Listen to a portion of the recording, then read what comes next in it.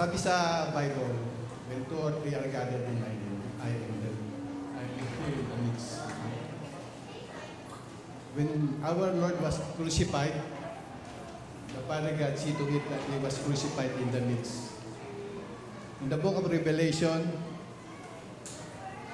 narinig ni John, siya'y nakatalikod. At pagharap niya, he saw the Lamb of God in the midst of the throne. And during His resurrection,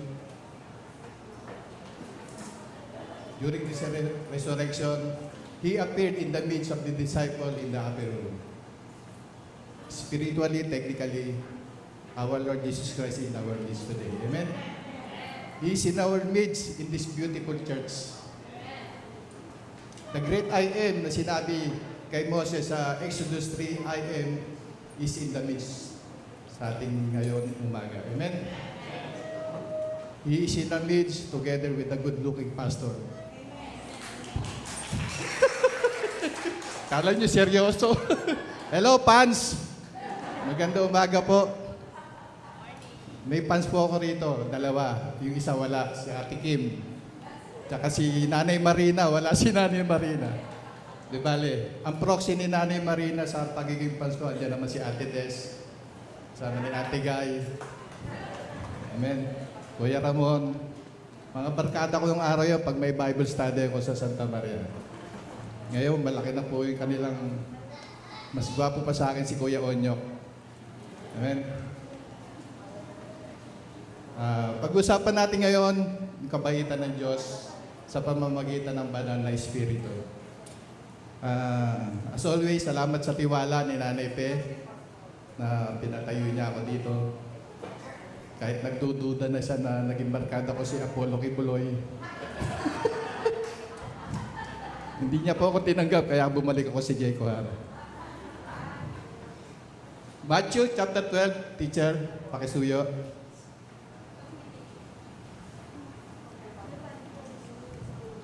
Matthew chapter 12, verse 31 to 32. Therefore, I say to you, every sin and blasphemy will be forgiven men, but the blasphemy against the Holy Spirit, the Spirit, take note, capital S, will not be forgiven.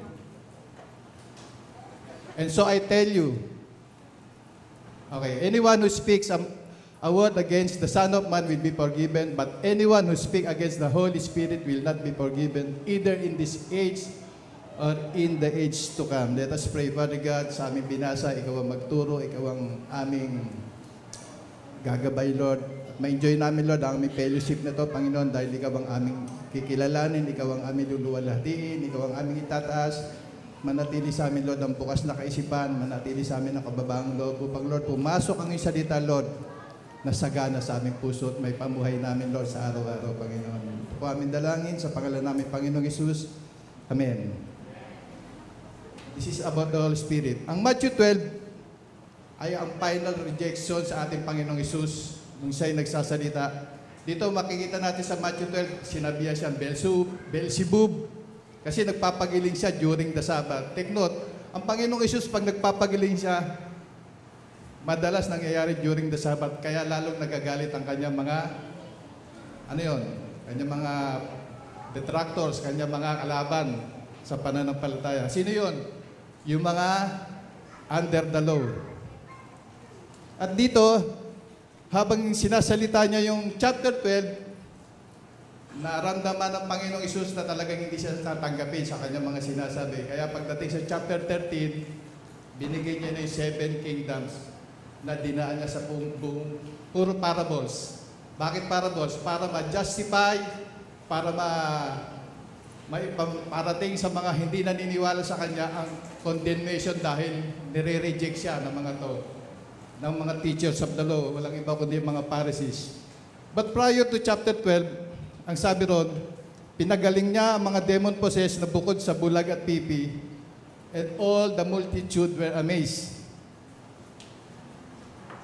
Their rejection to the Messiah justified their judgment and condemnation.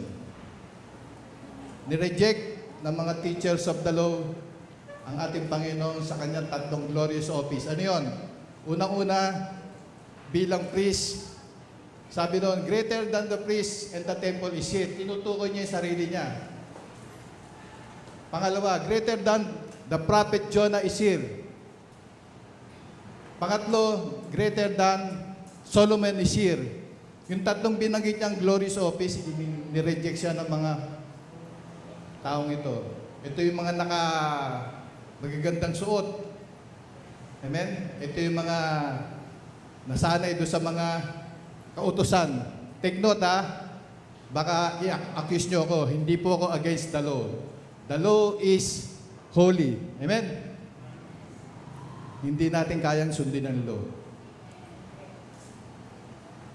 The law is righteous, but we cannot make righteous by ourselves.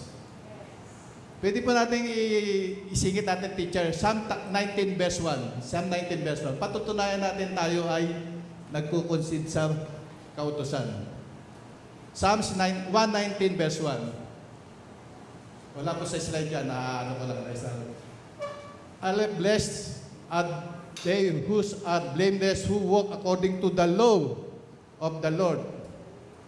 Blessed are they who keep His statutes and seek Him with all their heart. Ito yung humahawak sa salita ng Diyos sa kautusan. Kaya tayo, mawawala tayo pero ang kanyang kautusan ay hindi mawawala. Amen? Sa Psalm chapter 1, kabisado yung Psalm chapter 1 verse 1 and 2. Teacher, Pasuyo. Psalm chapter 1 verse 1 and 2.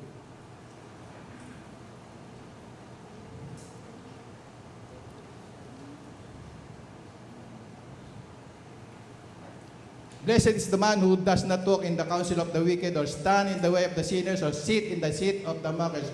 But his delight in the law of the Lord, and on His law he meditates day and night. Amen? Inulit to sa Joshua 1:8, meditate day and night, so you will be prospered. So we are conceding, we are pagbagalang sa batas ng Diyos. Actually, kung i-categorize natin ng law, merong ceremonial law, merong civil law, merong moral law. Ano yung ceremonial law? Ito yung sa mga Leviticus at sa Deuteronomy. Ano yung civil law? Kasi po, habang dumadaan ang panahon, nag-iiba-iba ang ugali ng tao, kaya nagkaroon ng civil law. Ano naman yung moral law? Ito po yung 10 Commandments. Amen? Kailangan sundin natin. Pero ang 10 Commandments po, that pertaining to our salvation. Why we obey the 10 Commandments? To please God. Ano po yung pang-apat? Ito po yung mother-in-law. Mother-in-law. Alam na mga bugiya yan. Amen? Happy anniversary pala mamaya, sabi mga bugiya. Amen? Ceremonial law, moral law, civil law, mother-in-law. Maraming batas yan. Mas matindi yung grandmother-in-law, kahit tanong nyo kay Kuya Michael. Ate Joy, di ba? Ang daming batas niyan. Kaya napakabait ni Kuya Michael, napapansin nyo ba? Sarap ng tawa ko. Kaya, yung mga bugiya, kaya, Kuya Jason, wag kang mag-alala kasi yung mother-in-law mo, kilala ko yun, mabait yun, kumari ko yun. Di ba, Ate Macy? Yung mother-in-law niya, kilala ko yun. Mabait yun, kaya lalo na pagtulog. Hindi, pinapatawa ko lang para mawala yung inyong kaba. So, what makes unpardonable sin different? Nailagay ba natin yung title? Sorry, hindi natin nailagay, no? Lagi. Ito po yung title natin. By the way, ito po yung title natin. The unpardonable sin. Ano yung unpardonable sin? This is the sin of unbelief. Amen? Ito yung kasalanan na walang kapatawaran. Bakit? Hindi ka naniwala doon sa pinadala ng Diyos. Mark chapter 3 verse 29. But he who blasphemes against the Holy Spirit never has forgiveness, but it is subject to eternal condemnation. Family, ito magandang balita. Anyone who has been born again, tayo po yun, will not commit that unpardonable sin. Amen? Bakit? Kasi nakaupo ka dyan, no? Naniniwala ka sa... Nung kanina pa lang yung call to worship, may binagit na lang sa amin ng bata. By the way, salamat Salamat sa praise team. Inakay mo na naman kami sa pagpuri sa Diyos. Palakpakan natin ang praise team. Amen? Yeah, kaya Ate Honey, Kuya Jacob, thank you So, ito po yung dinadala natin ngayon. Kapag ikaw ay Kristiyano, dala-dala mo na yung pananampalataya mo. Amen? Kaya may enjoy natin yung buhay Kristiyano kasi tama yung pananalig natin. Hindi tayo naligaw, hindi tayo na punta sa ibang katuroan. Ikaw lang at ang Diyos mo, nakakalam mo, ikaw ay nasa tamang landas. Amen? Marami kasing daan, di ba? May tamang daan, may dating daan. Sa mga polis, may 5 daan.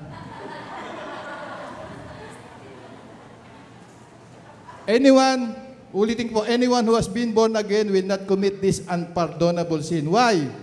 Because the Holy Spirit is in that person. Because the Holy Spirit lives in us. Amen? Araw-araw yan, kapatid. Makikita sa iyo yan. Although nakatira tayo sa magulong buhay, magulong mundo, alam nyo, hindi na mababago to. Itong sitwasyon na to. Unti-unti na tinatanggal ang face mask, pero yung ugali ng tao andun pa rin, di ba? Patuloy pa rin ang craving. Buti na lang may Diyos tayo. How much more yung mga batang, lalo na yun, napapanood nyo sa mga TikTok, ano? Grabe na yung mga kabataan ngayon, ano? Pati babae may mga tattoo na. Anyway, tayo to. Enjoy natin. Romans 8:1. Romans 8:1, teacher, thank you. Therefore, there is no condemnation to those who are in Jesus Christ. Kasi naniwala ka na, kapatid. Because through Jesus Christ, the law of the Spirit of life set me free from the law of sin and death. Amen? Dagdag pa natin verse 3, teacher. For the law was powerless to do what it was weakened by the sinful nature. Mabigat ang law, kapatid. God did not send His own Son in the likeness of sinful man to be sin offering, and so He condemned sin in sinful man. Kapatid, exempted tayo ron.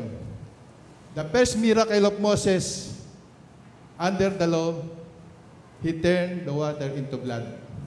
But in the first miracle of Jesus Christ, He turned the water into wine, which describes celebration and life. Yung binanggit sa turn the water into blood signifies death and curse. Pero nung dumating ang new covenant of grace, the water turned into wine. Celebration. Kaya tayo ang saya natin nagpupuri. Amen? In the foot of Mount Sinai, ibinigay ang kautosan. 3,000 were dead. But panibagong bundok, Mount Zion, when the life of the Holy Spirit came, 3,000 were saved. Amen? The disparity between law and grace. Do not put the new wine to the old wineskin because it will lose both. Masasayang lang. Kailangan paalisin si Hagar kasi si Sarah ang pinagpala. Siya yung babaeng pinagpala. Hindi si Mary Kasi pinagpala. Bakit? Imagine, 90 years pa. 90 years old, nagka-baby pa siya. Amen? Nagkagusto pa yung dalawang hari sa kanya. Dalawang hidden king. King of Egypt and si Abimelech. Because the grace of God is upon Sarah. In the Old Testament, in the Old Covenant, under the law, remove your sandal because this place is holy. Amen? But in the New Covenant of grace, put the sandals on that person because we will celebrate. Naalala niyo yung prodigal son? Ganun kabait ang Diyos. Hindi na mini-mention. In the Old Covenant, ang sabi ron, I will visit your iniquities from 3rd to 4th generation. Pero sa New Covenant of Grace, I will remember your sin no more. Kaya nung sinabi nila natin, grace is a person. Parang gusto kong lumipad. Tuwan-tuwa ako kasi grace is a person, really. John 1:16, teacher. John 1:16 up to 17. Greater than yung message ni Nanay Pe. From the fullness of His grace, we all receive one blessing after another. Sabi nga doon, from grace to grace. For the law was given through Moses, grace and truth came through Jesus Christ. The grace is a person. Siya ang mismong dumating. The law was given through Moses. Ipinadala lang. Pero yung law, pero yung grace na dumating, siya mismo. Kailangan niya maging tao. Bakit? Para yung babayaran natin, babayaran niya na. Amen? Kaya yung sinasamba natin, wala na doon, umalis na. Victorious na. Ano yung nakapako ngayon dyan? Yung mga kasalanan natin, kalokohan ko, pagiging addict, nandyan na yan. This is the power of the resurrection. Kaya lahat ng sinasabi natin dito, dapat na-absorb natin. Bakit? Naniniwala ka na. Gusto kong ikot yung sinabi ni Pastor Sunny, yung closing verse niya, yung parable of the sower niya. Romans 10:17. Faith cometh by hearing, hearing by the word of Christ. God. Pero sa original Greek text, it is faith cometh by hearing, and faith cometh by hearing in the preaching of Jesus Christ. Kasi sa panahon na yon, naging controversial yung pangalang Panginoong Jesus. Kaya nilagay doon sa text na yon, God. Pero ang totoong meaning noon, faith cometh by hearing, hearing by the word of Christ. Remata Cristo. Christ revealing. Alam niyo yung revealing na yan, ito yung nagligtas sa atin. Ito yung nagbago sa atin. Naalala ko nung dalaga pa ako. Ay. Alam niyo po, yung repentance, kala ko yung repentance, kailangan may gagawin ka. Amen? Kasi sa Roma, sa RC, ano yung RC? Kala ko Roosevelt College eh.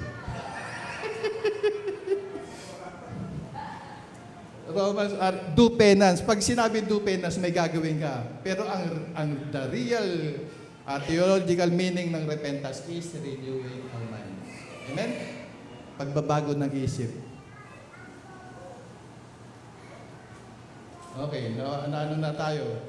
Kaya nga, ang tanong, what is the opposite of unbelief? Ano yung kabaligtaran ng unbelief? Unbelief. Sino makakasagot? Bibigyan ko ng 2 rosary. The opposite unbelief is faith. Amen? Ang faith at yung unbelief parehong nasa isang vessel yan. Nasaan yan? Nasa ulo natin yan. Nasa utak natin yung ang faith at ang belief. Yung unbelief nasa vessel natin, pero yung faith nasa spirit natin. Parehong nag-i-struggle yan araw-araw, naglalaban yan. Madalas may tag-of-war. Ang mindset versus ang faith. Kaya maraming hindi naka-overcome during the pandemic. Bakit? Kasi ang absorb nila puro fake information, puro fake news. Di ba? Kaya kailangan renewing of the mind. Ano yung renewing of the mind sa Greek? Metanoia. Romans 12:2. Teacher, thank you. Renewing of the mind is the exact meaning ng repentance. Hindi do penance. Pag do penance, ang dami mong gagawin. Do not conform any longer to the pattern of this world, but be transformed by the renewing of your mind. Then you will be able to test and approve that what's God's will is good, pleasing and perfect will. Renewing. Bakit renewing of mind? Because na-damage ang ating mind ng religion. Amen? Dati ang galing ko, nagro-rosaryo ako sa jeep. Nagro-rosaryo ako sa jeep, biyahing Ampid to Cubao. Pero lagi may marijuana yung bulsa ko. Pag may patok, tinatadyakan ko kasi ayayabang eh. War freak. Kaya, minsan napadaan ako sa Dambaka, sabi ko, buti na lang naging si Boy. Sa totoo lang po, hindi siya, sabi ni Aiko, Papa naman, yung mga ninong na kinuha mo, kasi naging ninong niya, mga tambay ng bigote, tambay kay Nardo, mga sika sa batuhan. Mga, ayoko lang bagitin, baka yung iba may sakit na. Baka iba kilala ni Kuya Ramon eh. Pero hindi niya barkada yon. Mga tahimik na tao yan. Very soft-spoken yan si Kuya Ramon. Kaya natutuwa ko niya.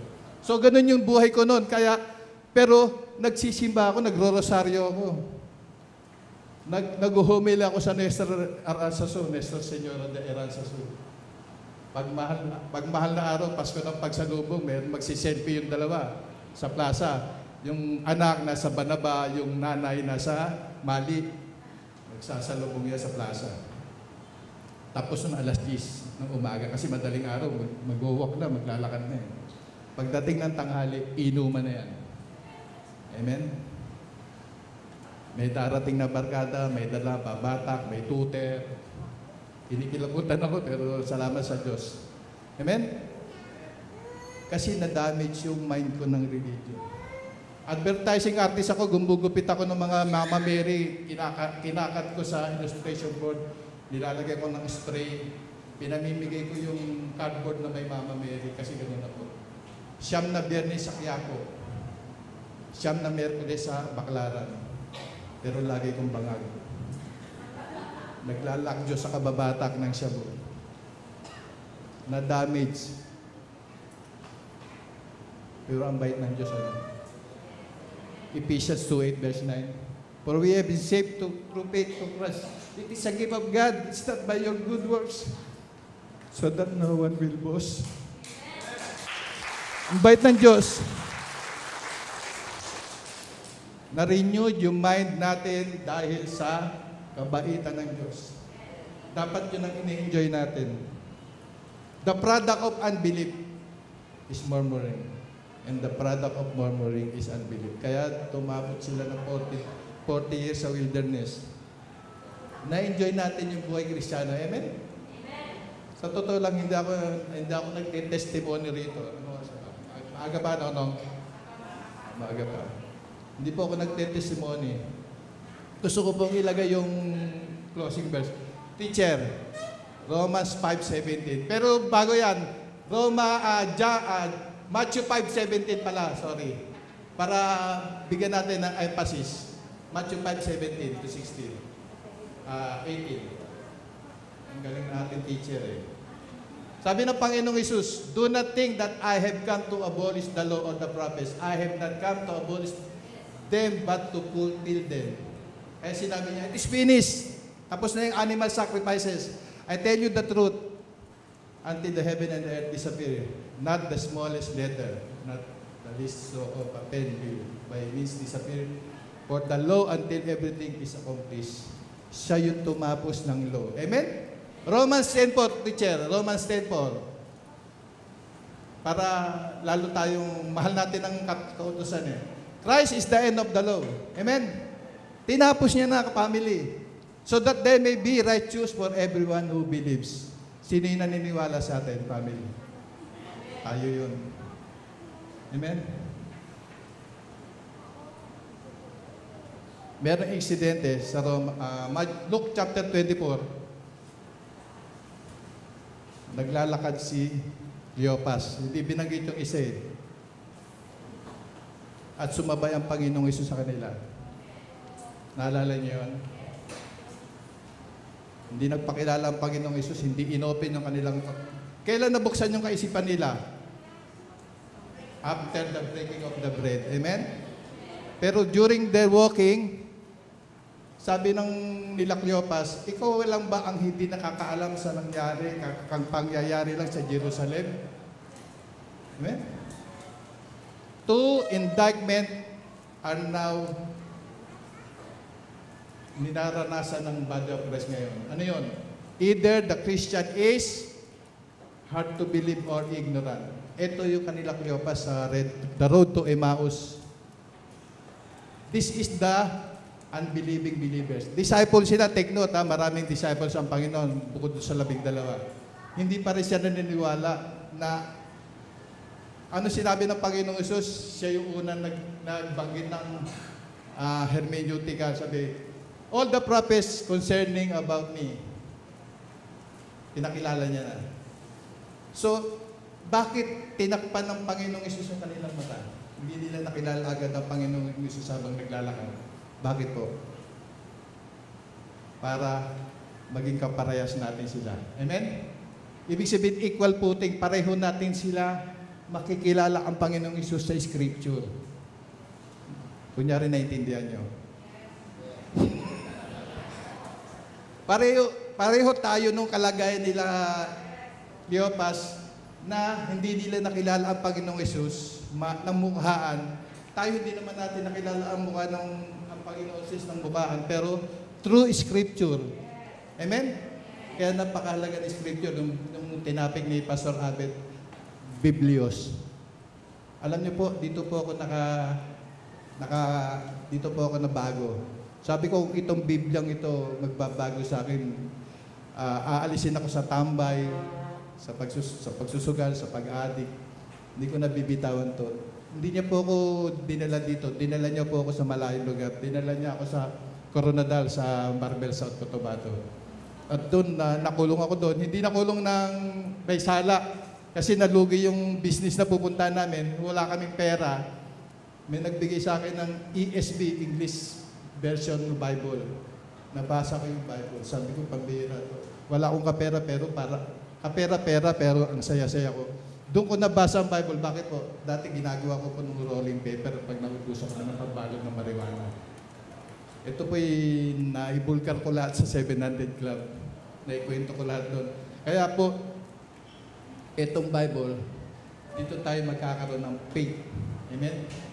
Ano sabi kay Thomas? Blessed are those who have not seen and yet believe. Family. Blessed ka, Pastor Degar. Blessed tayo lahat. Blessed tayo lahat.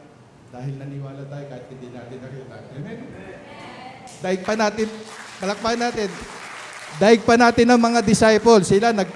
Sila sumablay din eh. Di ba? After the crucifixion, nagkanya-kanya sila eh. Nagbalik sila sa pangingisda. Bakit?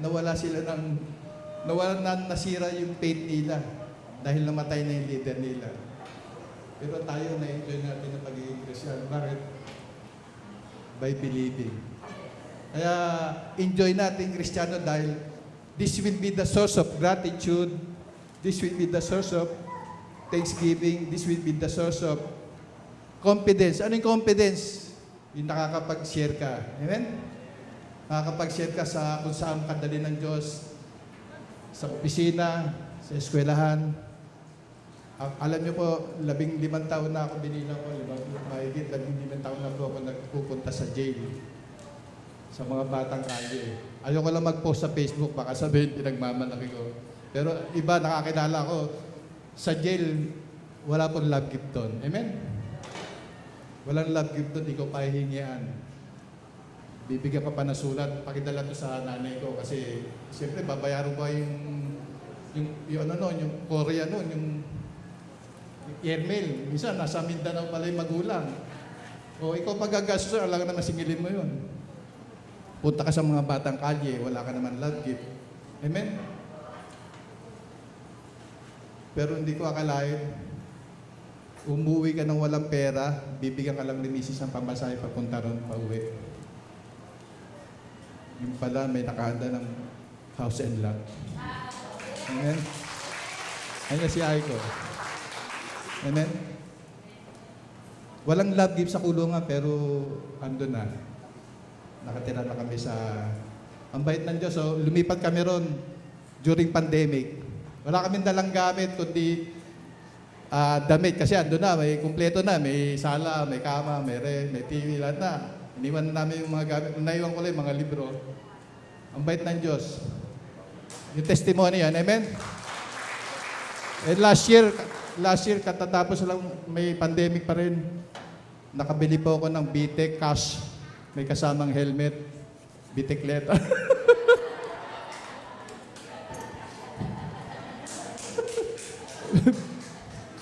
Ang bait ng Diyos. Amen? Ilang taon na ako walang trabaho, pero binibless si Mrs. ng trabaho. Si Aiko may trabaho. Somehow, pero yung ministry, naghihintay lang ako ng panibagong ibibigay ng Diyos kasi Marami nakahanda. Amen? Nakahandang ministry. Kaya saludo ko sa mga young people dahil bata pa lang nagagamit na sila. Ako, regrets ko kasi sana nung nung binata pa ako na nagagamit na ako ng Panginoon. Nakakilala ko sa Panginoon, may asawa na ako at anak. Mga kabataan, nakakatuwa. Amen? Dala-dala na nila yan hanggang sa kanilang pagtanda dahil the chief end of man is to glorify God and enjoy Him forever. Ito na yung buhay natin, enjoy na lang natin. Marami naman problema pero andyan ang Diyos. John chapter 20, verse 31. Tapusin na natin to. John chapter 20, verse 31.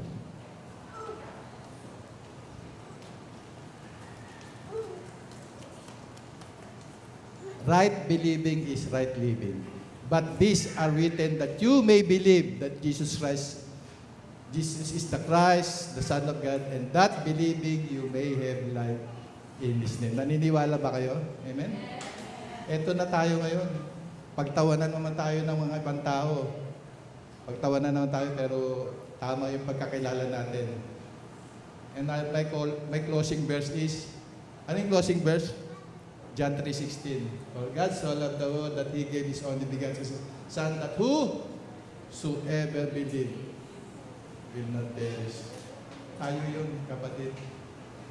Ang talino ng Holy Spirit, tanong ko kayo sa all, sino nakakakabisado ng Ten Commandments? The fourth, the fifth commandment, wala, Pastor Robert, di ba? Pero sabi ng Holy Spirit, ultimong bata, alam nyo yung John 3:16. Amen? That's the work of the Holy Spirit. Hindi inalaw na pakabisado sa atin ng law. Dahil mabigat ang law, mabigat yan, batas na yan.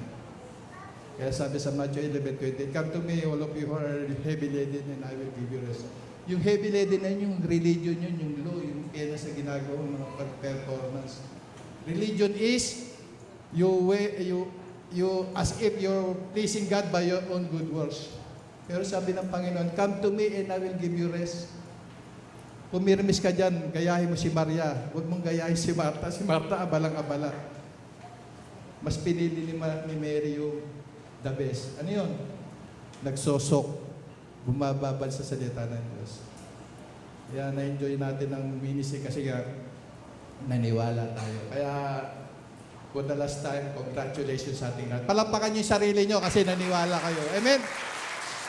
Enjoy natin. This will be the source of our gratitude dahil makikita tayo na tayo ay isang tunay na asin at ilaw ng mundo.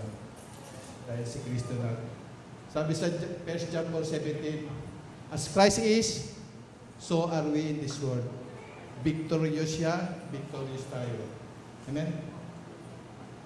Ano panganapin natin? Ano panganapin natin? Enjoy na lang natin.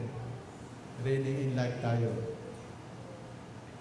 Romans 5:17, teacher, for the last. Dito po na sasarayan. May oras pa naman. Romans 5:17. Tama-tama po.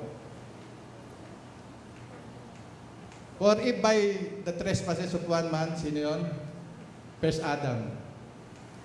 Death reigned through that one man. How much more will those who receive God's abundant provision of grace and of the gift of righteousness reign in life through the one man. Amen? Ano yung bigyan natin ng emphasis yung reign? Reign in life. Reigning in life, yung nakikita kong tumutugtog dito. Kuya Jacob. Yun ang reigning in life, hindi ka nakikita tambay. Reigning in life, yung nakikita kang drums. Nakikita kang kumakanta sa Panginoon kay Ate Honey. Yun ang reigning in life. Yung reigning in life, malusog ka. Amen? Yung reigning in life, ang dami mo pang naakay kahit na 87 na ba na ipe? Di ba, ang dami na naakay ni Nanay Pe. Ilang kabataan, ilang kaluluwa na naakay niya sa Moses. That's reigning in life, kapatid. Reigning in life, yung naalagaan mo yung mama mo. Ate Opi, Hindi yung pinababayaan. Yun ang reigning in life. Reigning in life yung wala kang bisyo. Hindi ka na nagyoyosi, nagbe-babe ka na lang. Ay, hindi ka na nagtutupada, isabong na lang, Pastor Elmer. Social, eh. No? Reigning in life, kaya yun, sa sino magsasabing 7 na yung apo ni Pastor Sani? Oo, di ba? Ate Gloria, di ba?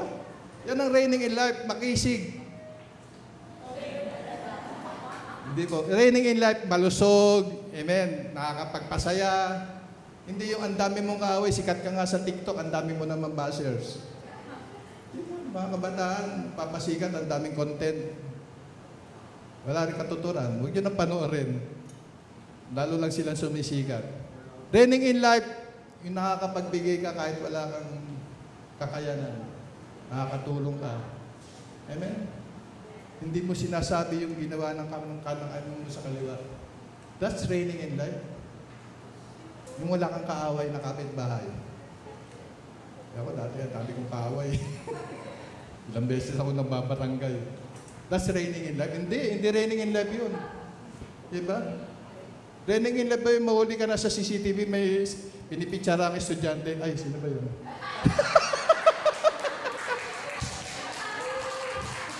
Paki-erase. Paki-erase, teacher. Teacher, ba't pumapala ka? Pumapalak mga teacher. Yung reigning in life, punta ka sa PAW, naghahanap ka ng PAW lawyer. Buti na-dismiss. Bait ni Lord.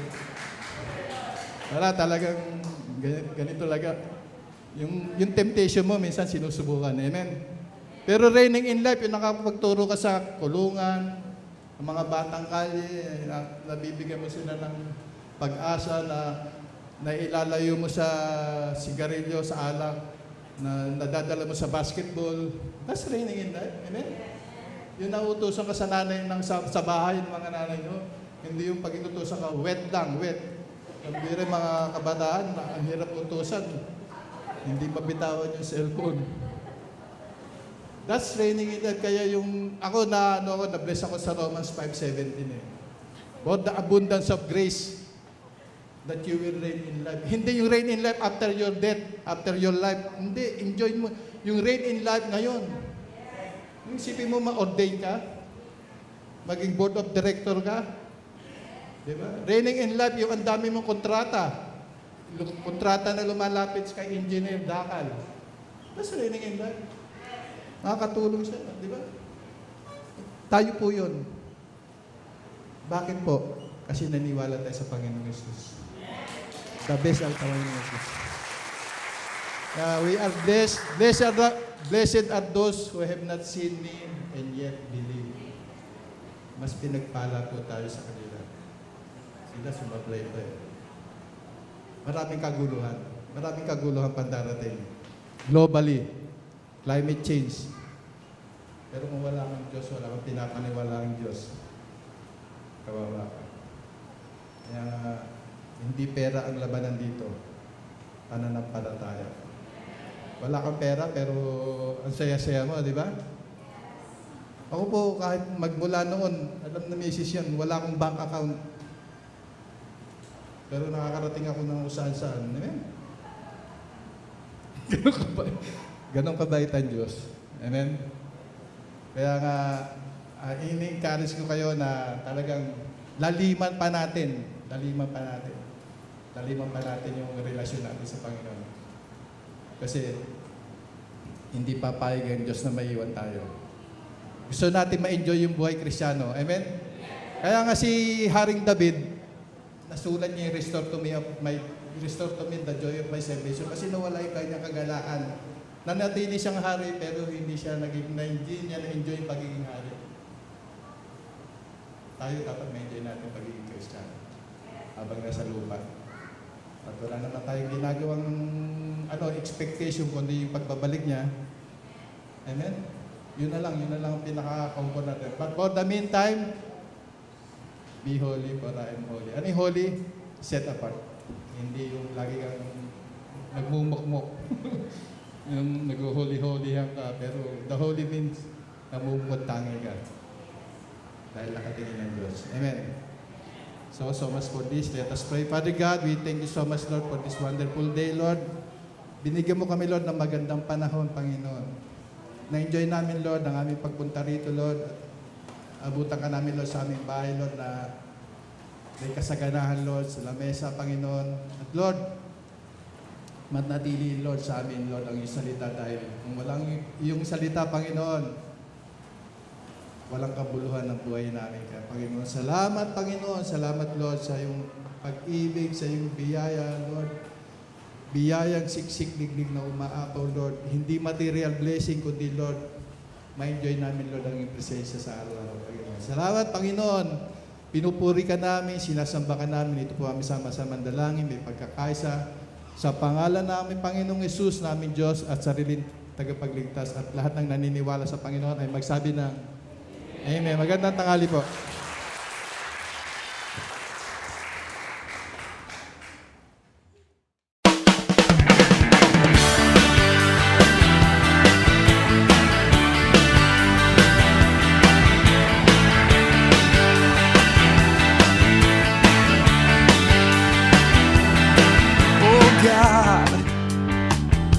So good to me. You came and found this orphan and you brought me right into your family. Oh yeah. Oh God, you've been so good to me. You threw away my past and you never count my sins against me. No, thank you, Lord. You got me dancing, and now I'm shouting. You got me leaping, and now I'm singing hallelujah. Oh, you're so good to me.